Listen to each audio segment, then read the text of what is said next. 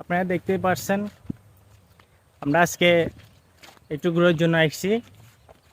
এটা হচ্ছে যে সেই বেড়িবাঁধ এবং এই জায়গাটা সত্যি অসাধারণ। বিকালবেলা আসলে ওয়েদারটা সত্যি ভালো লাগে, তাই আমরা আসলাম একটু দেখার জন্য।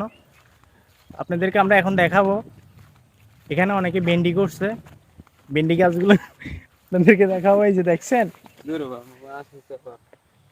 খুব সুন্দর ভেন্ডি গাছগুলো, অসাধারণ অসাধারণ ফুল। এবং আর এই জায়গাটার মাঝে দুই পাশে রাস্তা নাই, কিন্তু মাঝখানে একটা রাস্তা আছে, তার পাশে দিয়ে ভেন্ডি গাছগুলো করা হয়েছিল। দেখতে পাচ্ছেন সত্যিই খুব ভালো লাগতেছে। এবং এখানে জিয়া গাছও করা হয়েছে।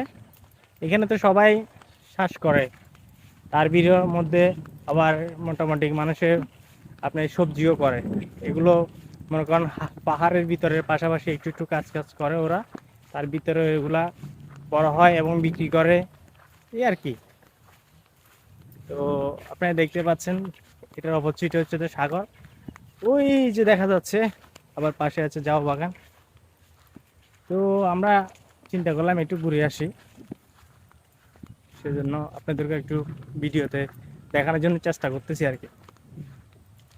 আমাদের ভিডিওর সাথে থাকুন, আমরা আপনাদেরকে দেখাবো আজকে কিভাবে কি করা হয়। আমাদের মাঝে আছে ভারতকুন্ড বাজারের বিশিষ্ট বিশিষ্ট হুজুর মোহাম্মদ ফুরুল্লাহ।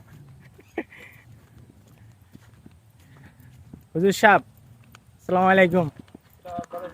আছি, ভালো আছি। আমরা তো অনেক দূর থেকে ঘুরে আসছি, বারকুন্ডা থেকে। কেন আসলেন ঘুরতে? আমরা একটু ঘুরতে আমরা একটু ঘুরতে আসছি আর কি। আর কি জন্য আসবো এখানে? এখানে তার মেয়ে নাই, মেয়েকে দেখতে আসবো।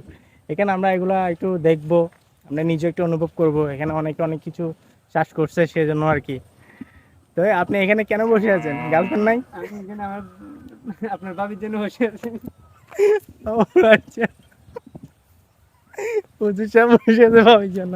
এই যে দেখতে পাচ্ছেন এক দাদা ভাই খাঁচা করে নিয়ে আসতেছে, বিডিং কেন করছো তুমি? বুঝছেন? তুমি কেন করছো? না শিখে দেব।